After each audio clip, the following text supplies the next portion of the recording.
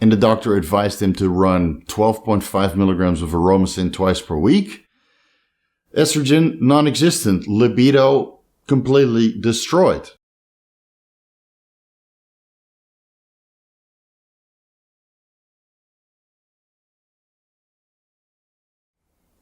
Welcome to Vigorous Libido. I'm Coach Steve. Let's discuss at which dose of testosterone you have the best possible libido and sex drive. Is that at 100 milligrams of testosterone per week, 150 milligrams, 200, 250, 500 milligrams of testosterone per week, 1000, 2000 milligrams of testosterone per week? And I can't really say anything about over 2000 milligrams of testosterone per week. I've never went up that high.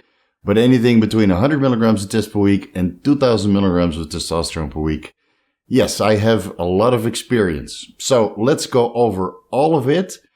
But unfortunately, I can't really give you a clear-cut answer in this video. I would love to tell you guys, 250 milligrams of testosterone per week is the absolute best possible dose for monstrous erections and, a killer sex drive to the point you need 5 girlfriends to satiate it. But it highly depends on all your sex hormones and all of your neurosteroids because there is a libido favorable range between all of them. So when you start taking exogenous hormones, whether that's testosterone, Pregnenolone, Anavar, or any other anabolic androgenic steroid, or a combination of performance-enhancing drugs, you need to keep your sex hormones and your neurosteroids in a libido favorable range. Now, for the guys that have been a long-term subscriber to this YouTube channel, you already know that there's an ACG protocol. I'll link that up right here. There's an ACG protocol to restore your sex hormones and your neurosteroids to a libido favorable range with a couple different supplements, which I discussed in that video as well. Now, that is like a quick fix method. A quick fix method. When you skewed your ratio between your sex hormones and your neurosteroids, by improper use of aromatase inhibitors, or, a combination of, let's say, testosterone and nandrolone, which tickles the progesterone receptor in the completely wrong way.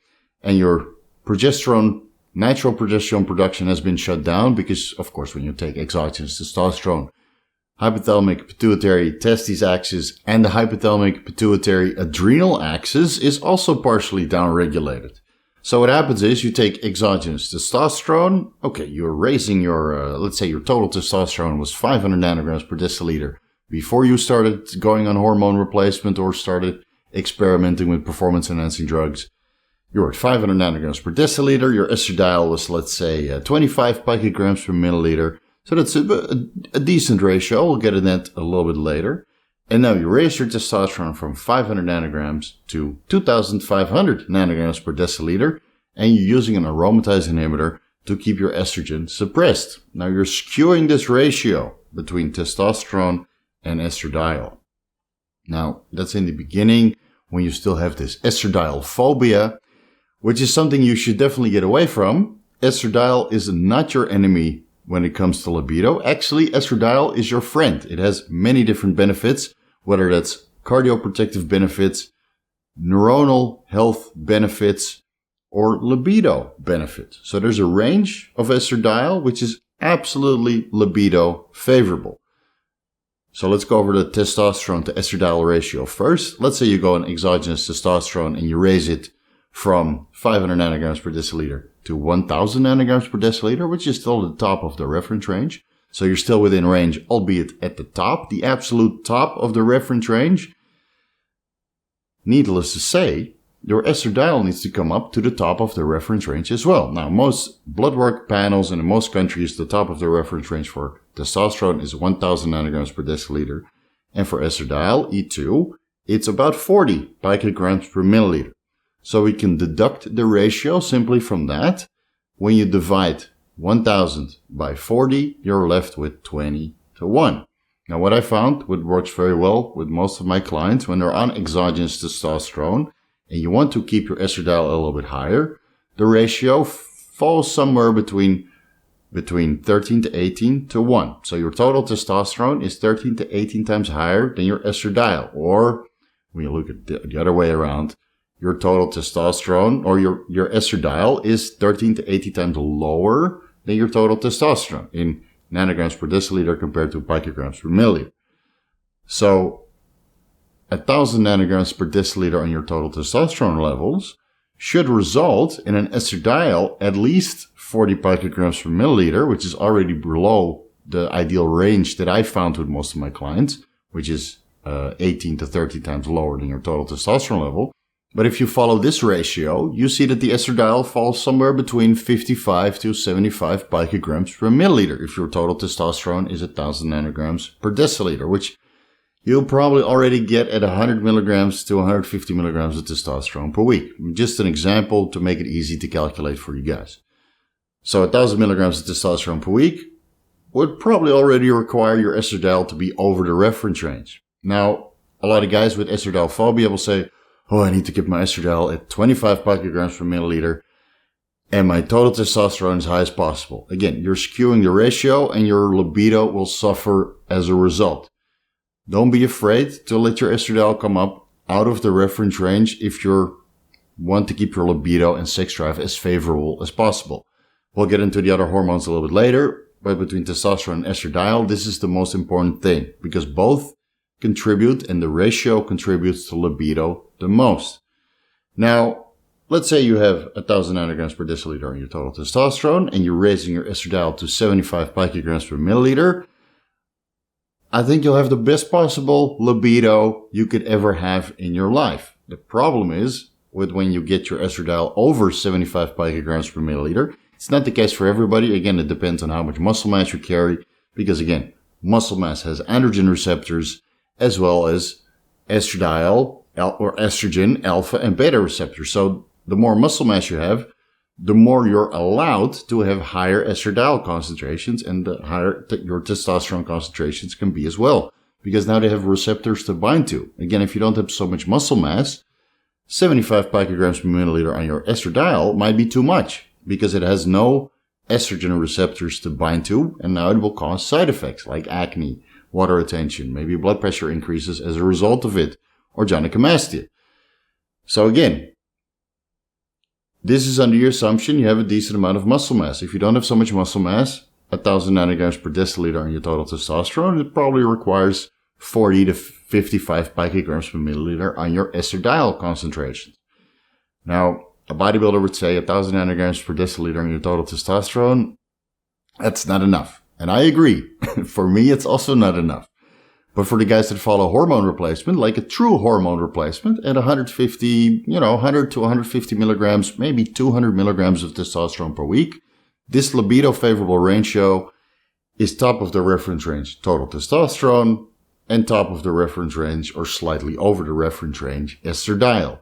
And the reason why we keep estradiol slightly over the reference range with endogenous testosterone is pulses.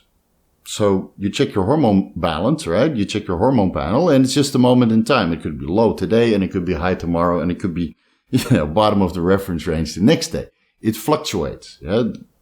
Exogenous testosterone has a much longer duration of action, especially when you stick to longer acting esters like a testosterone cypionate or testosterone enanthate that has a much longer duration of action, especially when you start to microdose to keep your serum estradiol concentrations out in range. So you don't need to use an aromatase inhibitor, for example, which, in a lot of cases crushes your estrogen way too high. A guy on hormone replacement that uses, let's say, 150 milligrams of testosterone per week, spaced out over micro injections of, 25 milligrams per day, about 22. So he spaces it out. And the doctor advised him to run 12.5 milligrams of aromasin twice per week. Estrogen, non-existent. Libido, completely destroyed. So I told him, get off the aromatase inhibitor, space your injections out on a daily basis, so you don't need an aromatase inhibitor whatsoever, and you keep your estradiol at this libido favorable range compared to your total testosterone levels. And if you see that your estradiol still isn't favorable, you go to every other day injections, or you go to 3 times per week, or twice a week, or maybe even 1 time per week to get a little bit of estradiol conversion. Because again, the estradiol conversion highly depends on your body fat levels. So if you have high body fat levels, more frequent injections are probably advised to keep that estradiol in your libido favorable range. And if you have low body fat levels, probably less frequent injections are advised because again, testosterone converts into estradiol in the adipose tissue, in the body fat. So again, all these things contribute and determine your injection frequency. Now, of course, when you go to higher dosage of testosterone, trying to boost that libido a little bit more, because again, testosterone and estradiol contribute to libido mostly compared to all the other neurosteroids and sex hormones. So those you need to manage first. And when you manage both of them, let's say you go on 500 test and you're microdosing your injections every day for an estradiol concentration without an aromatase inhibitor at 75 picograms per milliliter, maybe even 100 picograms per milliliter, which is, that's risky gynecomastia territory. I'll say that. So you might want to keep tamoxifen on hand just in case, or keep an aromasin on hand just in case your estradiol goes higher.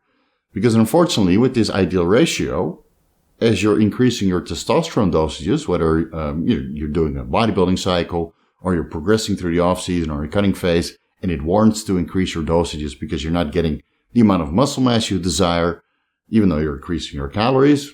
Again, it's a step-by-step process, guys. Increase your calories first, which result in additional strength.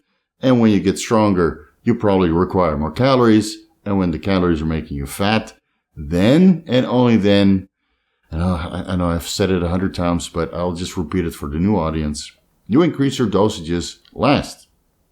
That's how you stay healthy, and that's how you can stay on, exogenous hormones for prolonged periods of time, because you're focusing on the training and the calories first before you increase your testosterone dose.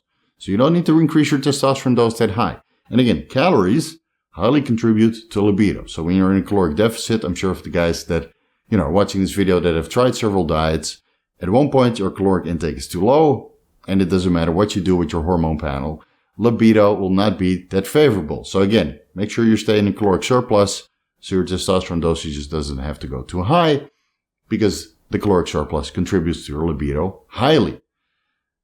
Now, this is the ratio between testosterone and estradiol. Estradiol can go up, maybe as high as 100 picograms per milliliter if you have a decent amount of muscle mass with a decent amount of estrogen receptors to actually facilitate the use of this increased estradiol. And then the rest goes to the brain and, all the other hormones that contribute to libido, tickling you the right way. And when you figure out this dose between testosterone and estradiol, whether that's 100 milligrams a test injected once per week or 1,000 milligrams a test injected every day or maybe even twice per day, if you really want to micromanage your serum estradiol concentrations and not use an aromatase inhibitor, once you figure out this ideal ratio of testosterone, let's say 100, 150, 200, 250, etc., to estradiol, which is probably at the top of your tolerable reference range, whether that's 40 picograms per milliliter, 55, 75, maybe even 100 picograms per milliliter.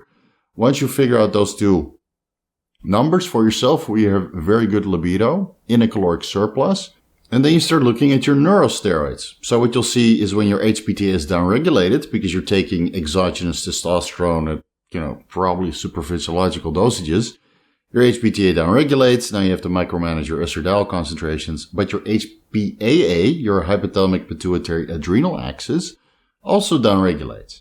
Now, luckily, the adrenal glands, they don't require luteinizing hormone or follicle stimulating hormone to produce DHEA and Pregnenolone. But look at it logically. Your testosterone is at the top of the reference range or unreadable. Your estradiol is at the top of the reference range or in gynecomastia territory. Where do the neurosteroids need to be?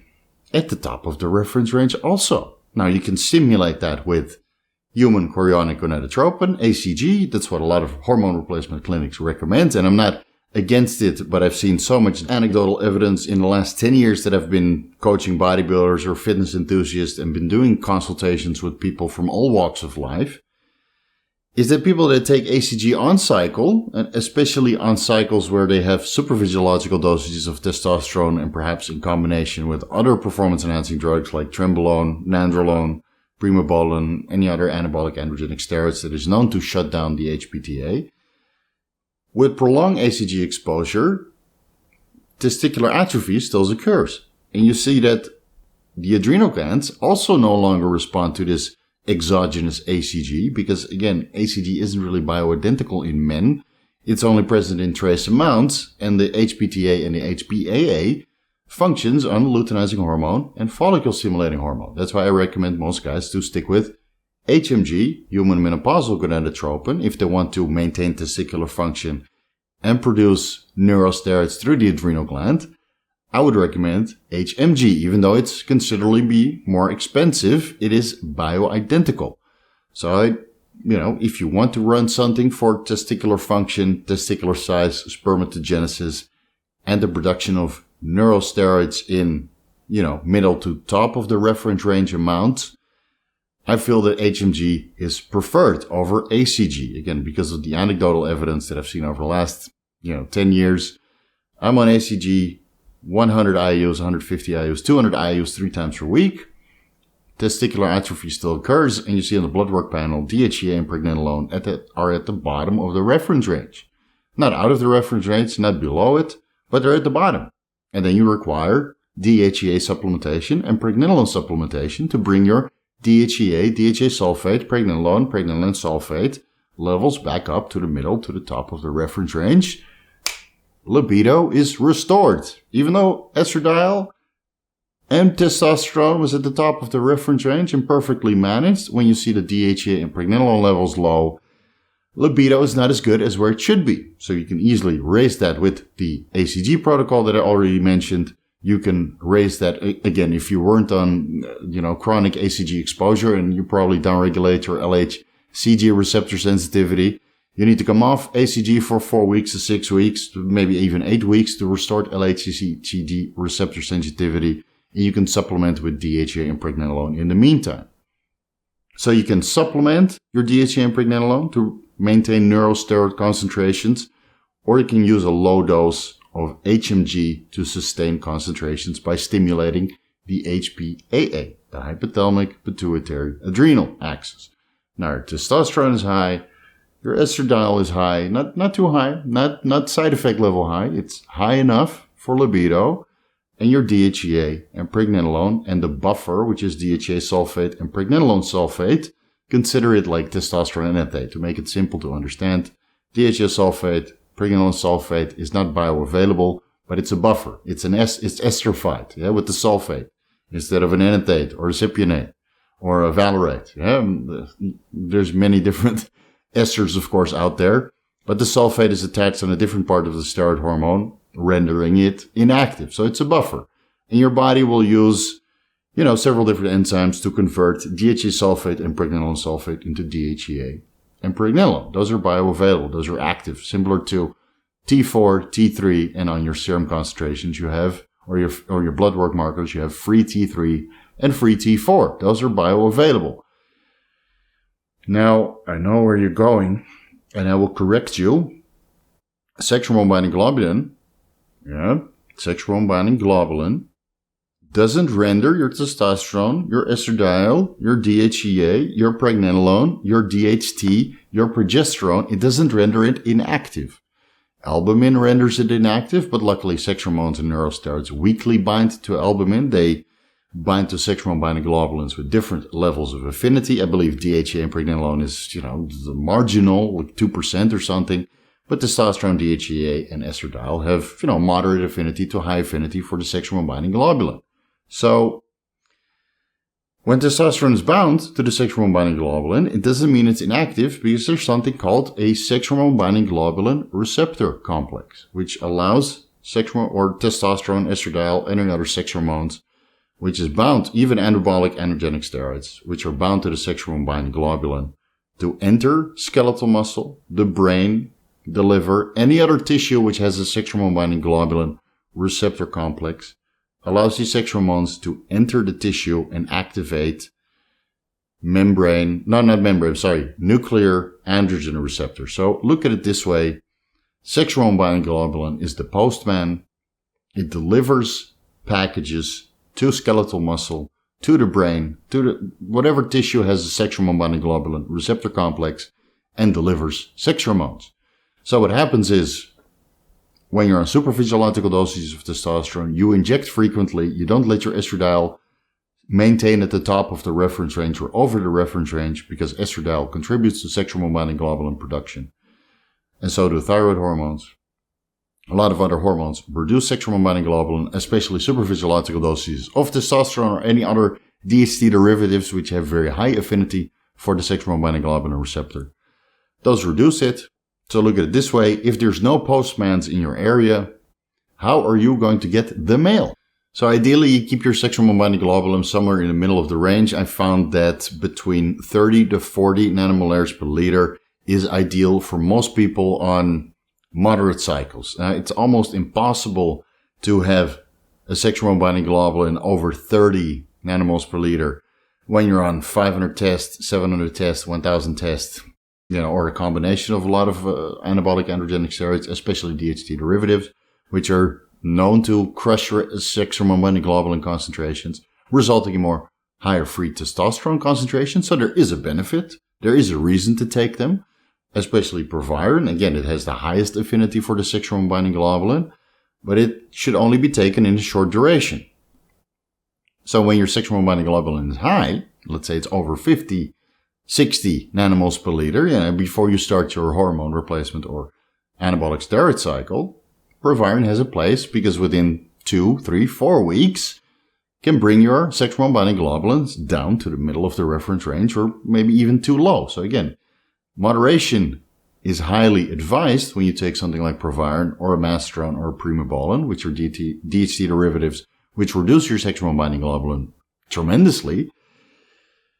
A little bit of caution is advised because when your sexual hormone-binding globulin starts to dip below 20 nanomoles per liter, it's no longer ideal and there's not enough sexual hormone-binding globulin to deliver this supraphysiological amount of testosterone and is out of the reference range estradiol and whatever DHEA, Pregnenolone, and Progesterone is present in the bloodstream to tissue to promote libido.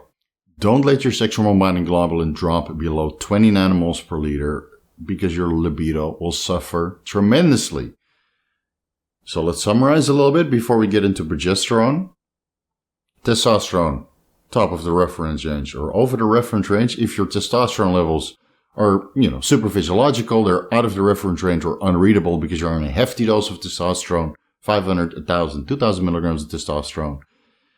You should exclude very potent DHT derivatives and still keep your estradiol at the top of the reference range because otherwise your sexual hormone-binding globulin will drop and your libido will not be as good. Really, keep that in mind. I've seen it happen on blood work panels from hundreds of people that consulted with me with libido issues. First thing you see is the estradiol is too low, which results in a too low sexual hormone-binding globulin. And now all this free testosterone is just floating around the bloodstream, reducing your white blood cell count because that's the only thing in the bloodstream that actually has androgen receptor. So a lot of free androgens in the blood, whether that's testosterone or any other sex hormone, will change the way your white blood cell count or the way your white blood cells function and maybe speed up the active life. And again, we're getting off topic and that's the immune system, not the libido, but it's something you should definitely know before you start to artificially inflate your free testosterone levels, which contribute to libido, but are not the sole driver of libido and certainly not the sole driver of anabolism. Okay, that covers the testosterone, the estradiol, the Neuro-Steroids, and the sexual hormone-binding globulin. Last but not least, progesterone. Now, progesterone also contributes to sex drive. Some people respond very well to exogenous progesterone. I don't have so much experience with progesterone, so I would highly advise you to watch this video by Leo on Longevity, who has a very informative video about exogenous micronized progesterone to promote libido through a different pathway. Besides the testosterone, the estradiol, and the Neuro-Steroids, you stimulate it through the progesterone receptor. So if you did your blood work and you see that your testosterone is at the top of the reference range or over the reference range or unreadable, again, some of these labs only read up to like 3,000 nanograms per deciliter, 3,500 nanograms per deciliter. So if you see that little sign, that dash over 3,000, it's probably unreadable for the machines or the equipment that they have. You have to go by your weekly testosterone dosages to, figure out the favorable estradiol concentration. So you see that your estradiol is at the top or slightly over the reference range to the point you don't notice gynecomastia or water retention or blood pressure increases. You're in that libido favorable range, but it's not optimal because you're not supplementing DHEA or Pregnenolone or you're not using HMG or ACG to keep your HPAA, your hypothalamic pituitary adrenal axis, going, resulting in the production of sufficient amounts of neurosteroids or through supplementation. DHEA and pregnenolone is somewhere in the middle of the range or at the bottom of the reference range. You'll see that your progesterone is completely bottomed out because it's the pregnenolone that converts into progesterone downstream. So in that case, you can either go on the HMG, ACG, or start to supplement DHEA and pregnenolone, resulting in the conversion of pregnenolone to progesterone downstream, or you can try Leon Longevity's progesterone protocol, which, you take micronized progesterone orally, and I believe it was 7 milligrams per day. He figured out that 7 milligrams per day would restore progesterone concentrations the best, but not get them too high, where you see a reduction in libido, because again, it's still the ratio between progesterone and estradiol that also determine libido. So you don't want your progesterone too high. You want your DHEA, pregnenolone, and progesterone somewhere to the top of the reference range for men, because your testosterone and your estradiol is at the top of the reference range. You want everything at the top of the reference range, and SHBG somewhere in the middle. You don't want it too low, and you don't want it too high. And I really hope that helps. I know it's very complicated to micromanage all these hormones by yourself, but that's the life you chose, and that's the way going forward to get yourself into the best possible scenario for libido, sex drive, mental well-being, clarity, energy levels, overall drive for business or your relationship. If you're going to go super physiological, all these hormones need to be micromanaged, perhaps to the top of the reference range or super physiological levels. And that's how you get the best possible libido. Again, in a caloric surplus and in a low stress environment, because calories and stress, even if your sex hormones and your neurosteroids are in your libido favorable range, caloric deficit and stress kills sex drive the most out of anything. And I really hope that helps. So whatever dose of testosterone you end up using, go by the ratio between total testosterone and your serum estradiol concentrations, and then micromanage your DHEA, pregnenolone, and your progesterone levels on top of it, and make sure your SHBG concentrations stay somewhere in the middle of the reference range. Not too low, not too high. Wherever free testosterone ends up, that's where it ends up. Keep that in mind. Thank you guys so much for watching. If you're looking for the most comprehensive ebooks regarding bodybuilding pharmacology, you can find those on my website, VigorousSteve.com/shop. If you're looking for personalized advice or help with your libido issues, you can contact me there through the contact form. The rates to my services are published in the services section as well, whether that's for 1-hour consultations or personalized advice by email. Coaching is available for full-time bodybuilders of all shapes and sizes, whether you're a small full-time bodybuilder or an extremely developed full-time bodybuilder. You're cooking all your meals, you're going to the gym regularly, and you're doing your blood work. Blood work is mandatory before I accept you as a client. You can contact me there as well. I'm always accepting new clients, even when I'm super busy, because I love to work with full-time bodybuilders who take everything in their own hands. Thank you guys so much for watching. I'll see you in the next video. Vigorous crew, you know what to do. Thank you so much for the likes and the comments. It's highly appreciated. And if you're not following me on Instagram, @VigorousSteve, a follow there is also highly appreciated. See you in the next video.